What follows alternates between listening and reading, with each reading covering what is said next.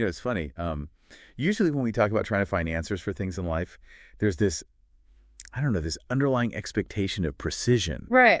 Like fixing a broken engine or something. Yeah, exactly. Or, a medical diagnosis. Like, say you Yeah. break your arm, you go in, the x-ray shows that jagged white line in the bone, and the doctor just points to the screen and says, there it is. That's the problem. Uh-huh. It's binary. It's highly measurable. Broken or not broken, it's clean. Yeah. But when you step into the world of faith, specifically when you dive into the mechanics of theology and human suffering, that x-ray machine is just, well, it's completely shattered. Oh, absolutely. The clear lines just vanish entirely. Right. We're looking at a landscape that is just incredibly murky and, honestly, super difficult to map out. When you move from the physical world of cause and effect into the spiritual realm, the metrics we rely on every single day they stop working the way we expect them to.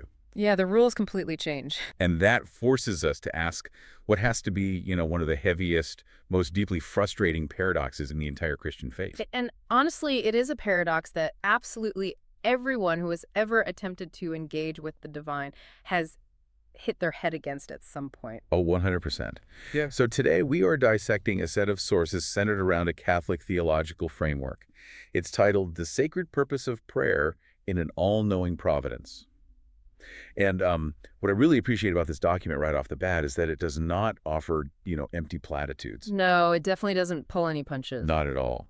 It is attempting to logically, philosophically, and emotionally answer one single, just crushing question.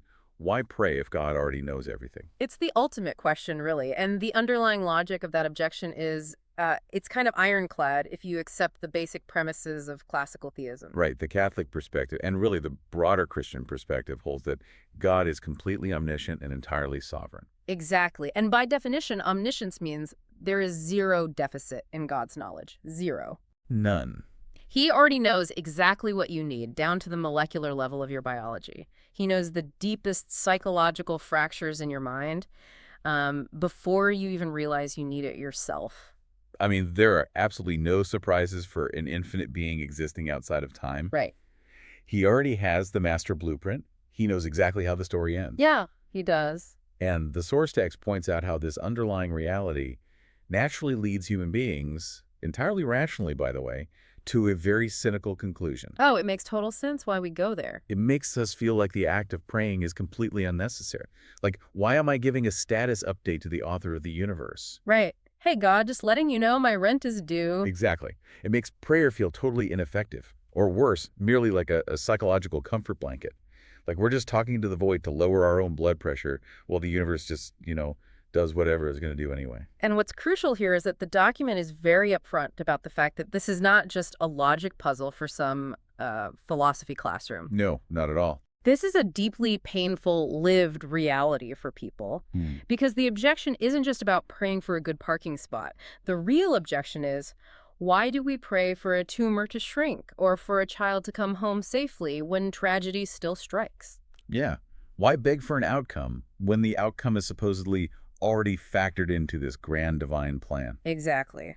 So our deep dive today is going to explore how this Catholic framework provides a roadmap that attempts to move the believer from that raw, entirely justified objection into a state of actual communion. Okay, let's unpack this. Because to really understand this roadmap, the text makes it clear that we first have to basically bulldoze the house we've already built. We have to clear the foundation. Right. We cannot understand the actual value or mechanism of prayer until we completely eradicate what it isn't. We have to unlearn the transaction. Yes, the transaction model, which is it's the default human setting for engaging with the divine. It goes back to ancient paganism, actually. Like ancient Roman stuff. Yeah, the Romans literally had a Latin phrase for it. Duodize. I give so that you may give. Wow.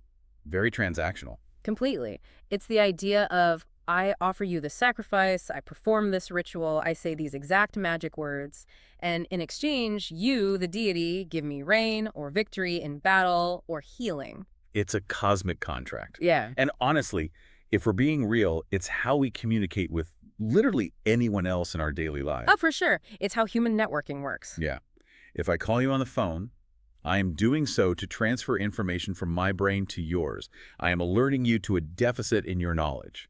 Like, hey, I'm going to be late, or, hey, I need help with this project. Well, the text brings in a quote from the Gospel of Matthew, chapter 6, verse 8, to just completely dismantle this idea when it comes to the Christian concept of God. Right. Jesus explicitly says your Father knows what you need even before you ask him. What's fascinating here is that single verse completely destroys the idea of prayer as an alert system. It really does. If God knows what you need before you ask, then the entire information transfer model is instantly null and void. You are not bringing God up to speed on your financial situation. But if I'm putting myself in the shoes of a skeptic, or, even just a really exhausted believer listening to this right now, I'm going to push back here. Sure. Go for it. If I'm not transferring information, and God already has the perfect plan, what is the mechanical point of moving my lips? Why articulate the thought at all? The source material offers a really helpful reframing here. It asks us to look at the anthropology of relationship rather than the mechanics of data transfer. Okay, anthropology of relationship, what does that look like? Think about the fundamental dynamic between a deeply loving parent and a really young child. Let's say it's noon. The parent obviously knows the child needs lunch. Right, the parent bought the groceries, they understand human biology, they've got the sandwich ready. Exactly. There's zero deficit of knowledge on the parent's part. Right, the parent hasn't suddenly developed amnesia about the human need for calories. Precisely. But when the child walks up and says, "I'm hungry, can I have lunch?" the child is not transferring new data. The parent doesn't slap their forehead like, "Oh, wow, humans eat." Huh, right. I totally forgot. So why does the asking matter? Because the asking itself establishes the relational dynamic. The asking is an active, vocalized acknowledgement of dependence. Ah, I see. The child is looking at the parent and actively choosing to say, "I have a need, and I trust that you are the source of the solution." Okay, I see where the text is going. The shift is from viewing prayer as a transaction, where I input words and extract goods to communion, where the conversation itself is the objective. Exactly. The relationship is the point. But a strict pragmatist is going to look at that and say, fine, it's communion, it's a relationship. But what is actually happening when I pray, if it's not changing God's mind, is it just like an exercise in futility? And that's where the text makes an incredibly bold argument. It argues that the very first thing prayer alters isn't the external world, it's the architecture of the person speaking. Right, the internal shift. The text asserts that prayer fundamentally alters the human mind, aligning our will with truth and expanding our capacity for grace. And it anchors this in Romans chapter 12, verse 2. Be transformed by the renewal of your mind. And we really need to look at why this is so mechanically necessary for a human being, especially right now in our modern world. Because our minds are just constantly being formed by everything else around us. I mean, think about it. We are living in an era of unprecedented psychological bombardment. Oh, the noise is deafening. It is.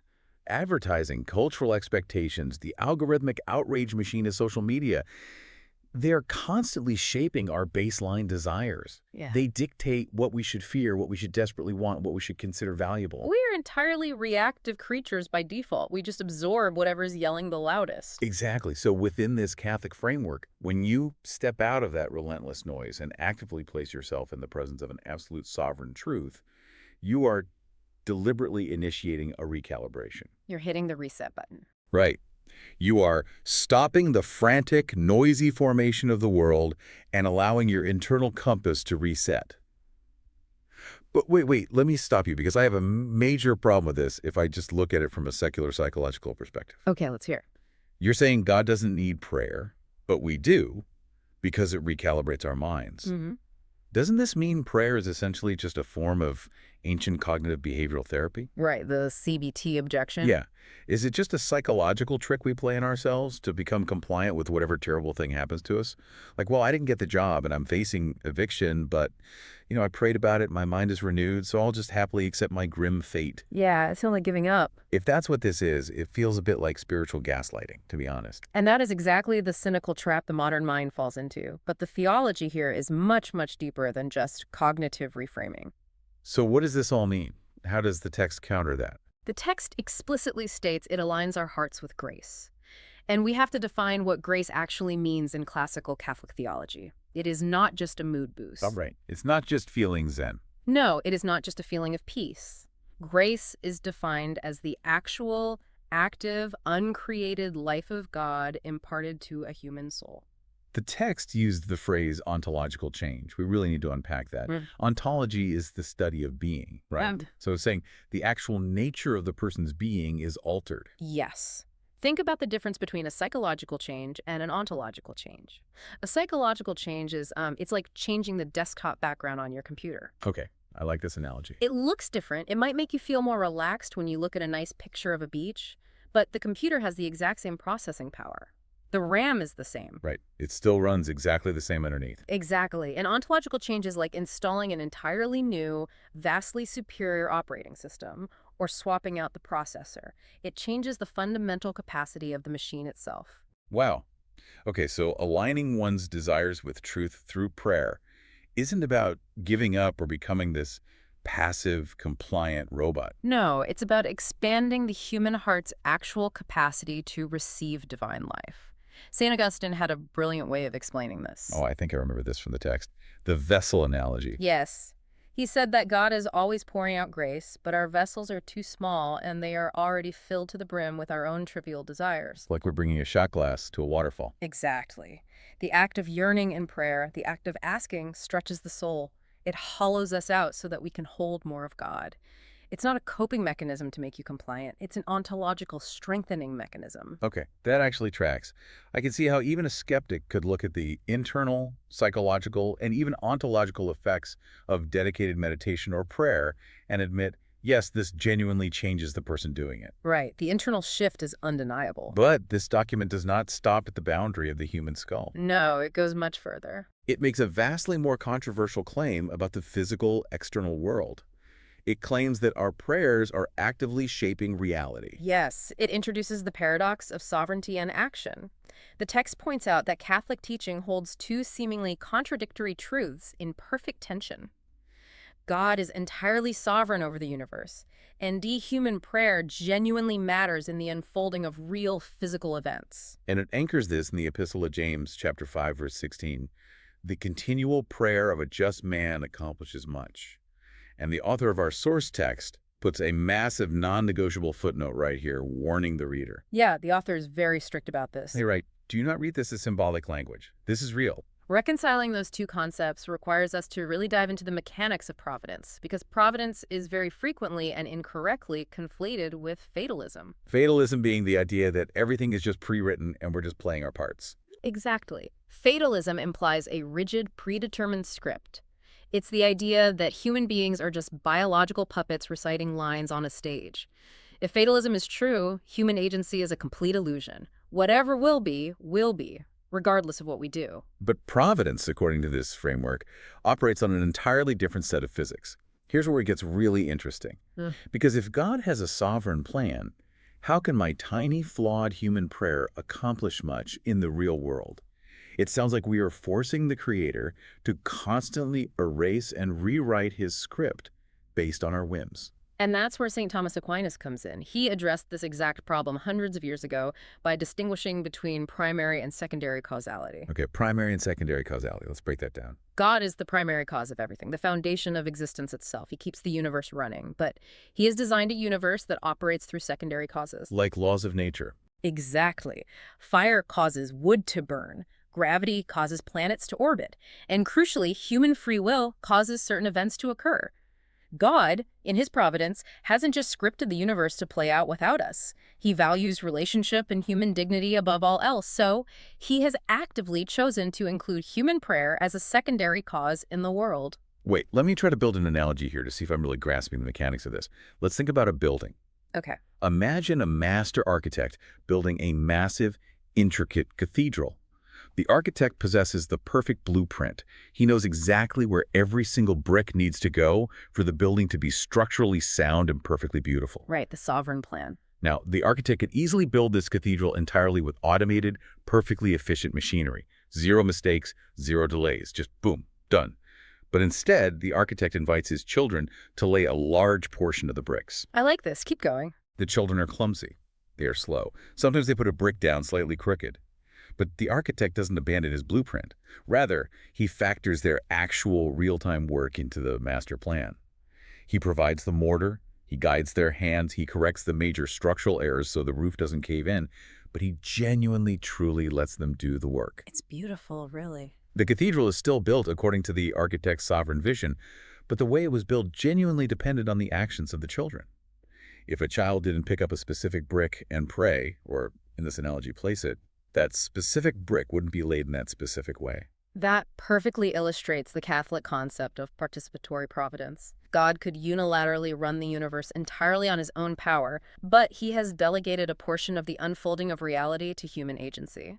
Wow. Blaise Pascal famously wrote that God instituted prayer to impart to his creatures the dignity of causality. The dignity of causality. That's quite a phrase.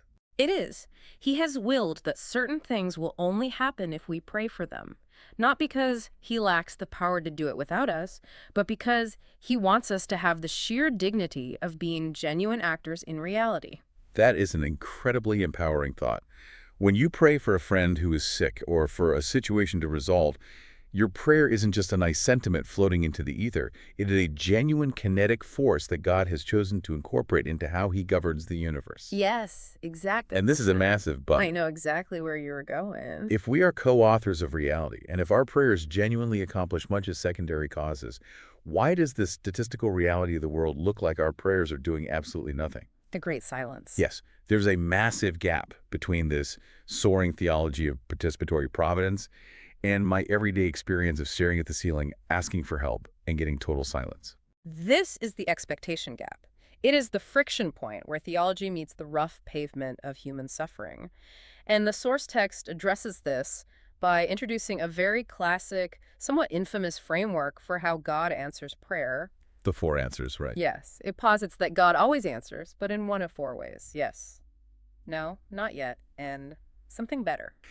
And right away, the text has to deal with the words of Jesus in Matthew chapter 7, verse 7, "Ask, and it shall be given to you." Because to a modern transaction-oriented mind, that sounds like a legally binding contract, a blank check. It really does sound like that. But the text points out the linguistic and theological caveat here. Jesus says, "It shall be given to you." He does not say you will always receive the exact specific outcome you imagined in your finite mind. Okay, I have to push back hard here, because this framework, yes, no, not yet, something better, is often viewed by skeptics as a completely unfalsifiable logical fallacy. Oh, sure. It sounds like a trap. It's a heads I win, tails you lose argument designed to protect God's reputation.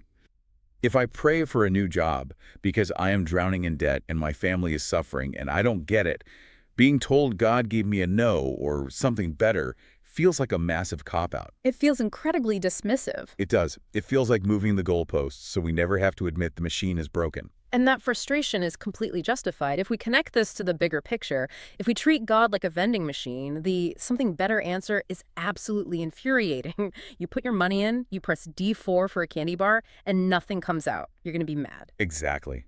I wanted D4. But the framework asks us to revert to the parent-child analogy, but with infinite stakes. A loving parent's primary objective is not the immediate cessation of the child's crying. It is the ultimate long-term good of the child. And determining what is truly good requires an all-knowing perspective that humans simply do not possess. We usually hear the analogy of the toddler asking for a shiny knife and the parent saying no to protect them. Right, the classic shiny knife analogy. But honestly, that feels a bit patronizing when we were talking about adult complex grief.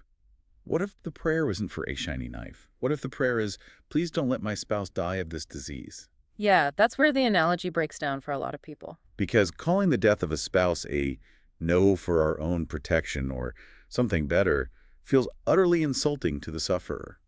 How does the text actually justify that? This is where the text moves from general theology into the crucible of the problem of pain. You are entirely correct that the shiny knife analogy falls apart when dealing with profound tragedy. The text does not shy away from the brutality of unequal suffering. It really can't, right? If it wants to be taken seriously. Exactly. Why does one person recover while another, equally loved and prayed for, dies? If prayer accomplishes much, why does the scoreboard look so horribly random? It is the single hardest question in existence, the problem of evil and suffering. And the Catholic perspective presented here does not offer a neat mathematical equation to solve it. It doesn't offer a quick philosophical band-aid to make it all better. Instead, it points to a historical event. The Garden of Gethsemane. Yes, it points to the Gospel of Luke, chapter 22, verse 42. This is the night before Jesus is crucified. Yes, this is the defining moment of the Incarnation. Jesus is in the garden, and the text emphasizes his profound human terror. He is experiencing a recognized medical condition called hematidrosis. That's where you literally sweat blood, right? Yes, where extreme anguish causes the capillaries to burst and mix blood with sweat. He is facing torture and execution. And the Son of God prays to God the Father. He says, "Father, if you are willing, take this cup away from me. Yet truly, let not my will, but yours be done." We have to stop and really analyze the weight of this. Oh, Because Jesus, who in Christian theology is the perfect model of faith, the one whose will is flawlessly aligned with the divine, he explicitly prays for his suffering to be removed. yes, he asks for a different outcome. He asks for the cup to pass. He asks for the no to become a yes. And what this proves, fundamentally, is that feeling terror, wanting to escape physical pain, and begging for a tragic outcome to be averted is not a lack of faith. Not at all. It is a core part of the human experience, and it is entirely validated by Christ himself. Exactly. But the devastating conclusion of the text here is the answer to that prayer. The answer to Jesus' perfect, flawlessly motivated prayer was the cross. Yeah. The cup was not taken away. The torture happened. The agonizing asphyxiation on the wood happened. What this means for the concept of an answered prayer is just staggering. It means that the most perfect, faith-filled prayer in the history of the cosmos did not remove the suffering. Think about how liberating and simultaneously terrifying this is for anyone carrying immense pain right now. Because we have this toxic undercurrent in some modern religious cultures, like the prosperity gospel or name it and claim it theology, it turns prayer into a magic spell. Right, if you just use the right words, God has to bless you. Yeah. And the horrific side effect of that theology is that if the tragedy happens, we blame the victim. We tell them, well, you didn't pray hard enough or you didn't have enough faith. It's so damaging. But the Garden of Gethsemane shatters that cruel lie completely. Jesus had perfect faith, and he still went to the cross. The text insists that if you prayed for the tumor to vanish or the addiction to break and it didn't, it is absolutely not because your faith was too weak or you used the wrong words. So if the suffering isn't removed, what is the point? The text makes a massive pivot here. It claims that in the face of profound tragedy, the ultimate function of prayer is not the removal of suffering, but the transformation of it. The theology of redemptive suffering. In Catholic teaching, the cross wasn't just a tragic execution. It was the exact mechanism of the world's redemption. By praying through the agony, the believer's pain ceases to be meaningless, random torture. It is mysteriously united to Christ's suffering. But let's look at the mechanics of that, because to someone listening, how exactly does me weeping on my living room floor in 2026 unite with an execution that happened 2,000 years ago? That sounds like poetic imagery, not actual mechanics. Right. To understand the mechanism, we have to look at the nature of God's existence outside of time. We experience time linearly, past, present, future. We are riding on a train track. Exactly. But God exists in the eternal now. To God, time is like a massive mural painted on a wall. He sees the whole thing at once. Because Christ on the cross is a divine person, his sacrifice touches all points of time simultaneously. Ah, okay. St. John Paul II wrote extensively about this. He argued that human suffering, when offered up in prayer, genuinely reaches across time and participates in the redemptive agony of Christ. It is a deeply mystical theology, but mechanically it relies on the concept of eternity intersecting with linear time. Okay, I understand the philosophical mechanics of how time and eternity intersect. But if I am the person in the middle of that agony, and the suffering is not going to be removed, and I am being told my pain is participating in redemption, what am I actually left with in that dark, isolated moment? Yeah, the abstract theology doesn't always comfort you in the moment. Right. What is the ultimate point of keeping my hands folded if the blow has already landed and my life is shattered? And this brings us to the final and unequivocally the deepest truth presented in this framework. The concept of union over outcomes. Union over outcome. Yes. The text reveals that at the absolute bedrock of the Catholic faith, prayer was never ultimately about outcomes. It is entirely about union. When you pray in the midst of crushing, unyielding suffering, the primary victory is the relationship itself. The victory is that you are not alone. You are not abandoned to the void. The document brings in a piece of scripture here from Romans chapter 8, verse 26, and I think it is one of the most profound things we've discussed so far. It says, "The Spirit himself asks for us with unspeakable groanings." To really grasp the magnitude of this, we need to look at the original Greek word Paul uses here for the Spirit helping us or asking for us. The word is sunanti lambanetai. Say that again. Sunanti lambanetai. It is a massive, complex, compound word. It literally translates to taking hold of a heavy load opposite someone to help them carry it. That is an incredibly physical, visceral image, like lifting a heavy couch with a friend. It is, because this verse addresses the ultimate point of failure in human endurance. This raises an important question. What happens when the trauma is so severe, the grief so heavy, the shock so absolute, that your brain's language centers simply shut down? Yeah. What happens when your theology fails, your energy is gone, and you literally do not have the breath to form words? All you can do is lie on the floor and weep. And we have all been there. Or inevitably we will be there at some point. Moments where even saying the word help feels like trying to lift a boulder. Exactly. And the framework maps this profound theology directly onto our failing biology. It synthesizes the concept that in that silence, in that complete inability to articulate a thought, God is already praying within you. The Holy Spirit is taking hold of the heavy load opposite you. Yes. It completely flips the dynamic of how we view our relationship with the divine. We almost universally visualize prayer as us, the tiny humans, down here on Earth, yelling up across a vast, terrifying expanse of space to a distant God in the sky. Like trying to get the attention of a CEO on the top floor of a skyscraper. Right. But Romans 8.26 says that God himself, the Holy Spirit, is inside the broken human, doing the asking, doing the groaning on behalf of them. So it means that in your most helpless, shattered moment, God steps in to be both the recipient of the prayer in eternity and the initiator of the prayer within your own failing heart. Yes. The vast distance is completely obliterated. The gap is closed. We are not drawing God's attention by our eloquent words. We are being sustained by God's own Spirit when our words completely evaporate. I really want you, the listener, to absorb this, because this specific framework offers such profound, enduring dignity to those moments of silent agony in your life. It really does. It validates the times where words have utterly failed you. Your silence, your weeping, your wordless exhaustion, your inability to string a cohesive sentence together. If offered to God, those aren't failures of prayer. According to this ancient theology, those might be the most profound, powerful prayers of your entire existence. Because your ego is entirely out of the way. Your demands are stripped away. And the Spirit is groaning for you. It is the ultimate expression of intimacy. Going back to our earlier analogy, it's the parent holding the crying child who is in so much pain they can't even explain what hurts. The parent doesn't demand an articulated status report. Use your words, right? No, the parent just holds them. The presence itself is the answer. The union is the destination. Yes. So as we start to pull all these complex threads together, we have to return to the very first question we posed at the beginning of this deep dive. Why pray if God already knows everything? We have traveled an incredibly long way from the pagan transactional information transfer model, haven't we? We really have. To summarize this massive journey, we pray because prayer was never about informing an ignorant God. It was never about giving the Creator a status update on your life. It is about forming our own hearts. It is about an ontological shift, expanding our internal capacity to receive grace, and aligning our chaotic, world-driven desires with eternal truth. It is about actively participating in a mysterious providence. It is accepting the immense dignity of being a secondary cause, laying the bricks of reality alongside the master architect.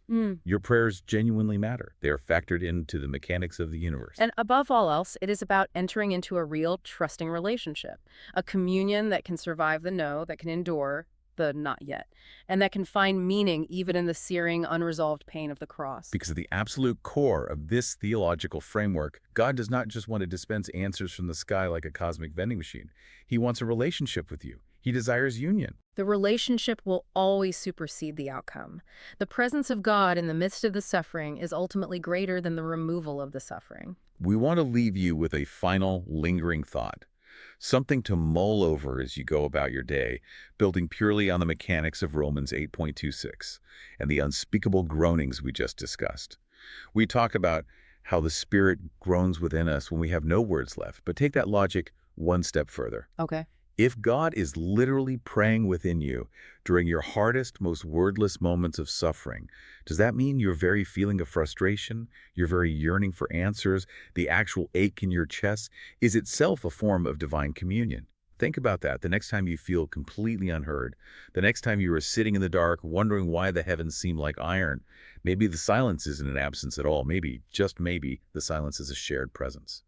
Thank you for navigating this incredibly complex, challenging, but ultimately beautiful terrain with us today. Keep asking the hard questions.